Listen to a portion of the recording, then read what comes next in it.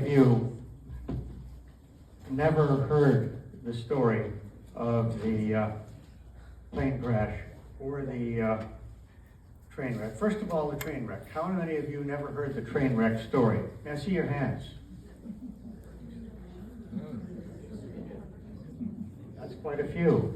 And how many of you never heard the story of the plane crash? That's even more. Wow, thank you.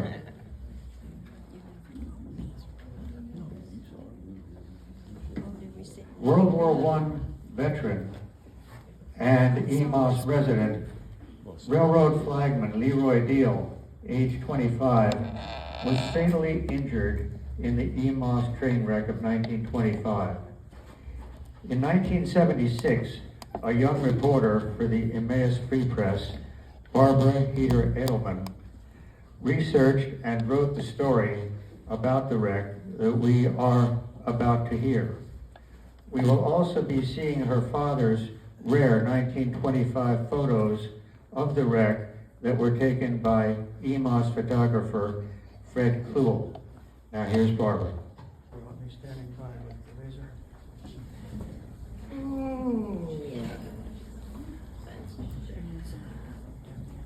Hi everybody. The last time I was here, it was about the same crowd type of thing we had. These pictures my father used to share with us every once in a while when we'd ask and he'd get us out, but we had no idea what the pictures were for except they were a train wreck. And when my mother and my aunt and all of that generation went out to Hawaii via my older brothers, I decided I had a broken leg and I was gonna figure out what these pictures came from, and I spent 4 hours over the morning call looking through microfilm. And what I found was amazing. Not only that, but the same things that are happening today was happening back then. It's just that you didn't have the internet. But exactly history repeating itself. But when I got this all together, I got this put together by the time they got back from Hawaii, telling the story that remained a mystery to our family. My story started about the spectacular oil fire after a wreck at Emmaus at 2 o'clock in the morning. That building there is on the south side of the track, and you can barely see what's left of the track. But the fire came when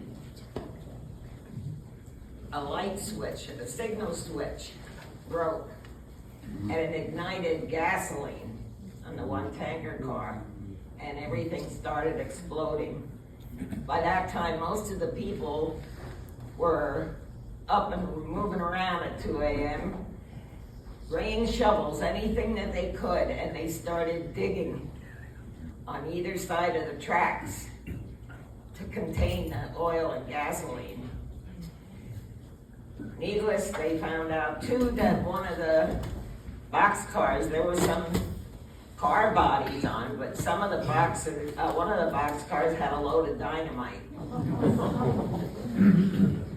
We could have lost a quarter of Emmaus that night. And these people, by hand, dug the ditches on either side of the tracks to contain the oil. And you can see it, it's still there today, that on both sides of 4th Street, where they dug maybe 6-7 feet down, and on both sides of the tracks to contain the oil. One landed in which, in one of the pictures, my uncle's house isn't there. He was only a kid at the time.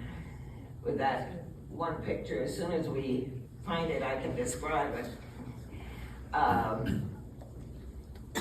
They were all sleeping in my grandfather's house, of course, the house that Grandpa built. And they it was like daylight.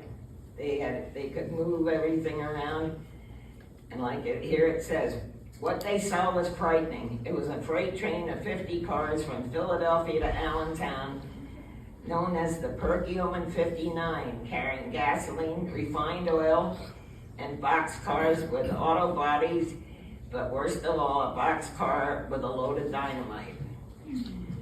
What does that sound like lately? That's what got Bill and I talking about East Palestine, yeah. Then we were burning our ears off and on the phone with us. The cause of the derailment was put to some broken under-rigging on one of the cars near the center of the train, which finally dropped and caught, ripping up 900 feet of track. The fire is believed to have started by a broken switch light, which ignited the spilling gasoline and fumes from one of the tanks. It was about that time when other residents were up and about. John and his brother Bob were talking to another resident, Leroy Deal, a flagman who worked for the railroad, who was trying to explain what happened when one of the tank cars went up. John recalls, quote, we were so close when it blew that we all flew about 8 feet back. We were getting badly burned when Dealey started hollering and inhaled some ignited fumes that were showering our way. We got him to a car driven by Earl Cope, night foreman at the Zollinger Schroth Silk Mill, and rushed him to Sacred Heart Hospital. I knew he was in bad shape. In the meantime, the Emmaus Fire Department called for assistance from 4 nearby companies. They tried to keep the high-rising flames away until they could get the dynamite unloaded and away from the area. What they did was, finally, they sent an engine up from Philly, because the Perkiomen and the Reading Railroad do cross at a couple of different points.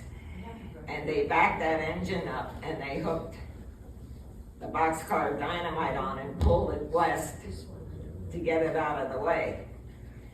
They fought the fire for 16 hours before it was brought under control. The billowing black smoke and flames that turned that night into day brought thousands of people to the scene. Residents on the south side of the tracks were preparing to evacuate over the mountain because the wreck cut them off from 4th Street to 6th. So 5th Street was their only way out. Well, at that time, 4th Street didn't go through either. A neighbor whose home no longer stands across from EFM, that's up at Furnace Street, up on Furnace Street, 4th and Furnace. I forget what it was at that time. Anyway, 10 cars, 5 with inflammable oils, were destroyed, and thousands of dollars damage resulted in the from the train wreck and attending spectacular fire. As for John Wagner, the burns he sustained that night on his face, hands, legs, and feet kept him in the Allentown Hospital for 8 weeks. Bob Wagner's burns were treated by Dr. Gerald Backenstow, who was at 5th and Chestnut, right across the street here. Leroy Deal succumbed to his injuries shortly before midnight that night. It was a night Emmaus residents will never forget. Yeah, I'll back it up. There's the house. That's now that's the house my grandfather built, our grandfather built. My brother Jim too, I don't want to leave him out. He built a lot of the homes in that area that some, maybe 40 years later, people weren't too happy. But he saved them a lot of money in buying the houses because he'd go to buildings that were being torn down and got the windows and used them. And then when the thing called storm windows came along, every window was a different size. That one hurt. But that's that's just east of Fourth Street, yeah. And it's just showing how the train literally came apart, and you can't see the penny packers. It's down. If you follow the tracks, it's straight back. That's where penny packers was, and that was there till we kids were grown. But it really didn't do any kind of. It wasn't open for business. Next one. I'm trying to figure it.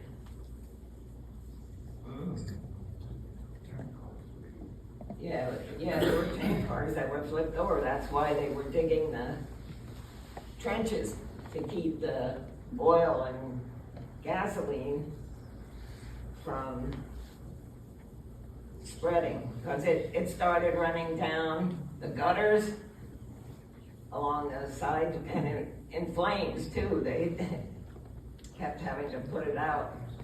These pictures were in no kind of orders, so that's why they're haphazardly mixed up. They had a few cranes there later on to get some of this wreckage out of the way. Part of the train went into one yard, and the other part went into the other side, and it was like an accordion, just like you saw on Valentine. I hear Palestine. I hear a beer bottle opening. My son has that to answer his phone. You can't really tell what some of these cars are, but I'm just wondering myself now, and it's gonna be some homework. I don't know if I can get to do it. How long it took to clean that up compared to what's been happening in Palestine now? Palestine. Because they said it will be at least June. There's a tank car that went in the ditch. They kept digging it out and digging it out.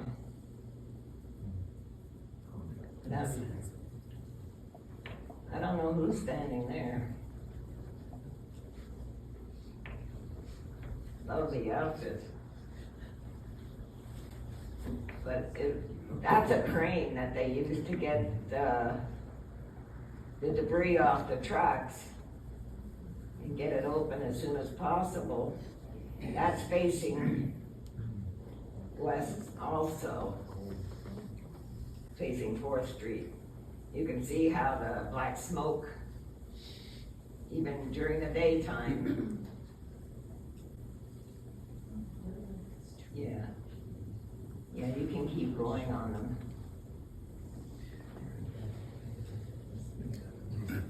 There's that shed. Down there you can see where Penny Packers was, up in the right-hand corner. There you see a picture of the mill. That was the feed and grain mill. And that building, which is now Burkholder's Heating and Cooling. Burkholder's. Yeah.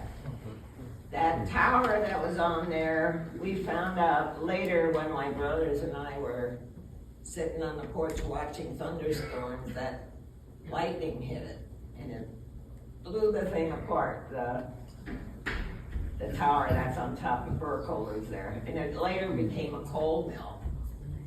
And seed, you get your seed for gardening and everything else up there. Now there is where I'm trying to think where the track divided. It was down from 4th Street though, that it was. But they're just, most of them now are just surveying what they can do about it. That's all you can do. But it was a pile up.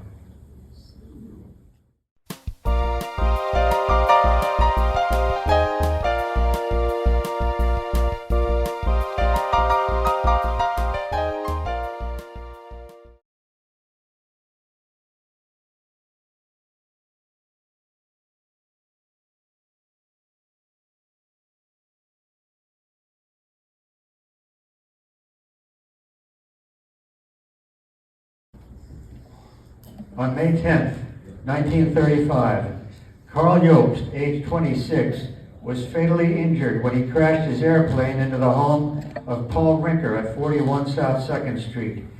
Here's a brief background on Carl and his family. Carl's father, Richard Jobst, was educated in the Emmaus schools and the Perkiomen Academy. He started out as a railroad telegrapher for the Reading Company. When Emmaus residents elected him to a term as Justice of the Peace, he studied law books and eventually quit the railroad. He became Lehigh County District Attorney in 1918 and was twice elected as judge. He married Minnie Fuhrer in 1907. Carl Jobst was born August 22nd, 1908. He would be Richard and Minnie's only child. In 1919, Richard and Minnie bought the Klein property at 218 Main Street, which is now the Emmaus Historical Society. After a major renovation, the Jobst family moved there from its former Emmaus residence at 209 South 4th Street between Minor and Furnace. We were just looking at pictures of that neighborhood. Right next to the railroad tracks. The Jobsts moved away from South 4th Street about 5 years before the train wreck. Carl was about 12 when they moved to Main Street. He attended Emmaus High, Allentown Preparatory School, Lafayette College, and Dickinson Law School, graduating with a class of 1931. In 1931, he married Marguerite Deal, Emmaus High class of 1927. The couple first lived at 218 Main Street with his parents, and then moved to a house that stood at 235 Main Street. Yergi Brewing Company is there now, where Merchants Bank and National Pen used to be. Their son Richard was born May 8, 1934. Carl received his flying instruction in Allentown and made his first flight in 1933. He secured a pilot's license in August of the same year. The plane was a bright orange Fairchild that he and Marguerite owned. It was housed at an airfield in Westcottsville. At about 5:30 in the afternoon on May 10th, 1935, 2 days after his son's first birthday, Carl was flying alone over downtown Emmaus, buzzing the houses and clipping the treetops. We're now above the roof at 218 Main Street, looking west.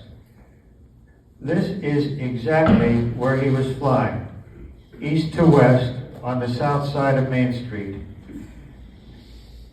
At that time, Henry Jobst, age 7, was in the yard behind 244 Main Street, next door to the funeral home at 3rd and Main. And he witnessed the entire crash sequence. Henry happened to be Carl's second cousin. As eyewitness Henry Jobst told us here 13 years ago, the plane hit the rooftop at 232 Main Street, and that is what started the crash sequence. The plane immediately banked sharply to the left toward the railroad and clipped the top of a small tree. Here's the neighborhood. This is not to scale. The plane hit the roof at 232 Main Street, just 3 doors west of his parents' home and right across the street from his own house. He immediately banked hard to the left toward the railroad and clipped the top of a small tree. Across the railroad, he made another sharp left turn and was then heading west to east. He flew over Nadler's cornfield, but could not clear the power lines on South 2nd Street. 2 of the Rinker's 4 children, George Rinker, then age 9, and Aletha Rinker, then 7, were in the Rinker yard at the time of the crash.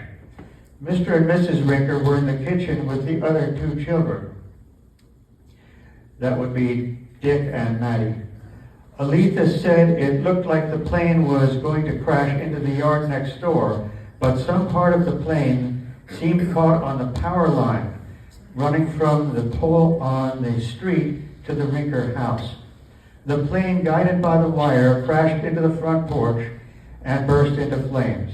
Young George, whose hand was grazed by the wing of the plane, said a few seconds later there was an explosion, apparently of the gasoline tank. The contact with the wires had also caused the plane to overturn. Fastened in the plane by his safety belt, the pilot was hanging almost vertically toward the ground.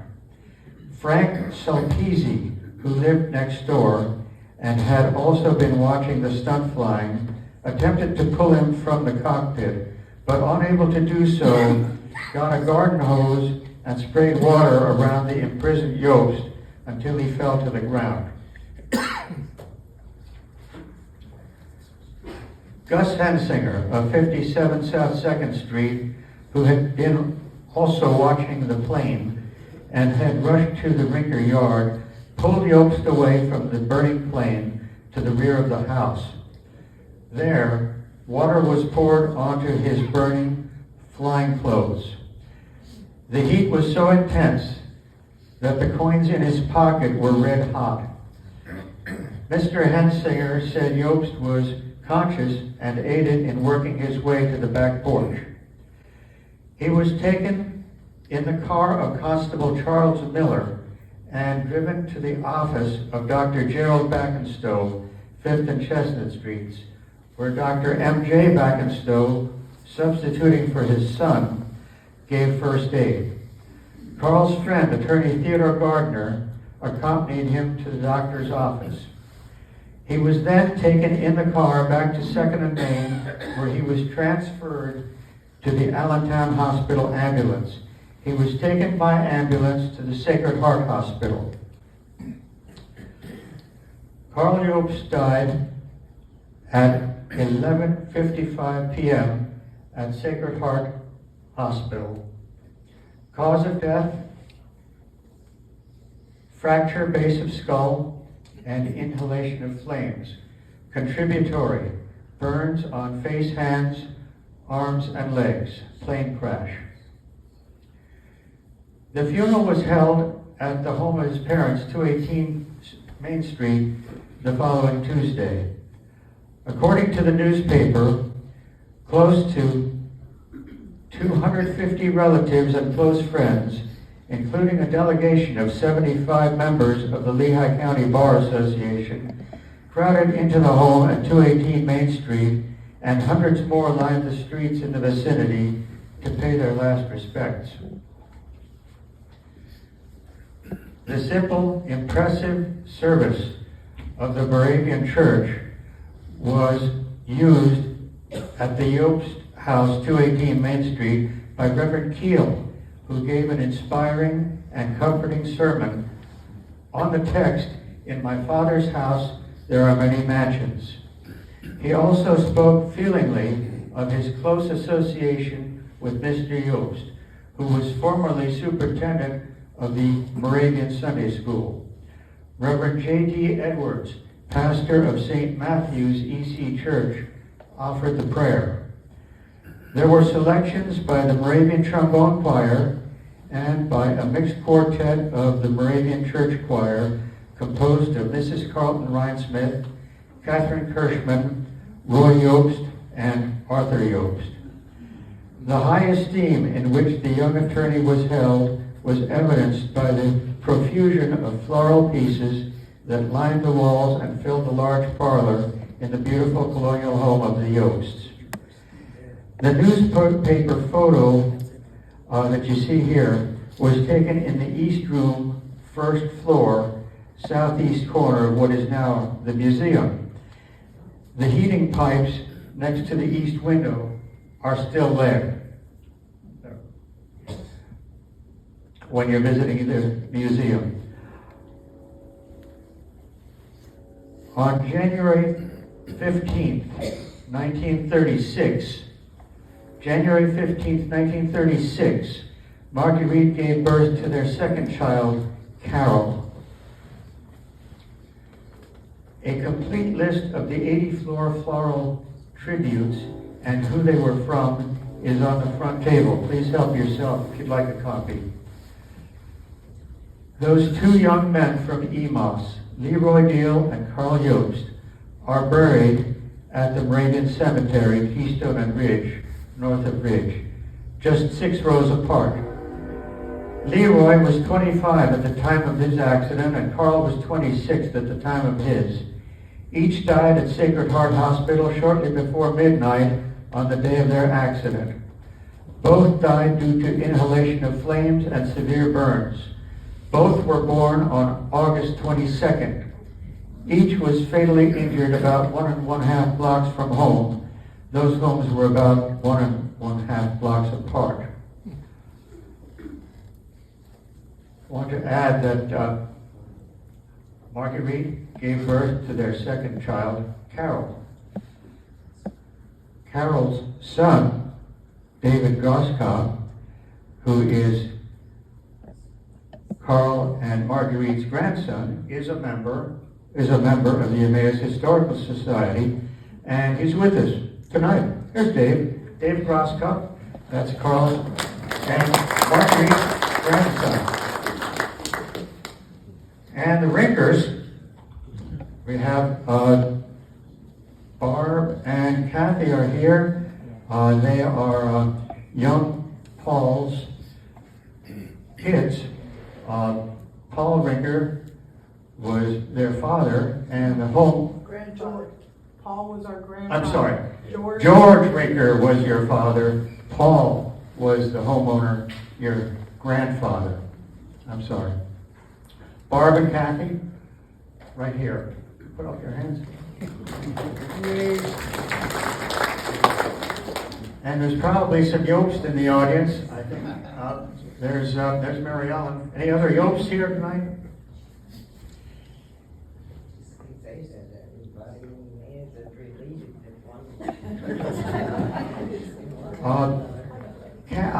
I think Barb Rinker has a story that she remembered about her grandfather. Paul, would you like to tell us that?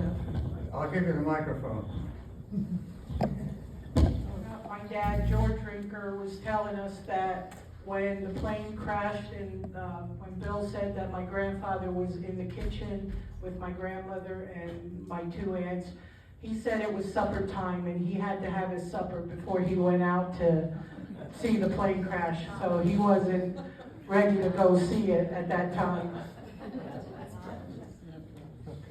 Thank you. Any other questions? Any other questions or comments at this time?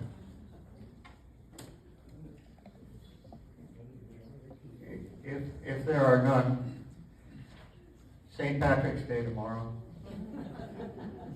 May the light always find you on a dreary day. When you need to be home, may you find your way. May you always have courage to take a chance.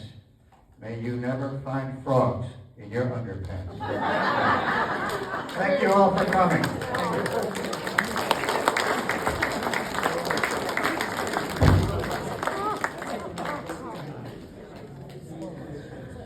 Thank you so much, Bill and Barbara. Can we give them another round of applause?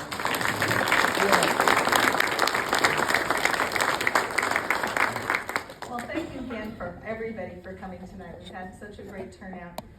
Please don't run away. We have refreshments in the back. Get a chance to mingle and chit chat with everybody.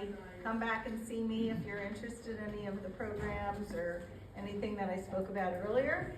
And I don't have the list of what's up for next month, so that's back on the table too. So come back and see me and come and join us again next month. Thank you again and have a great evening and a great St. Patrick's Day.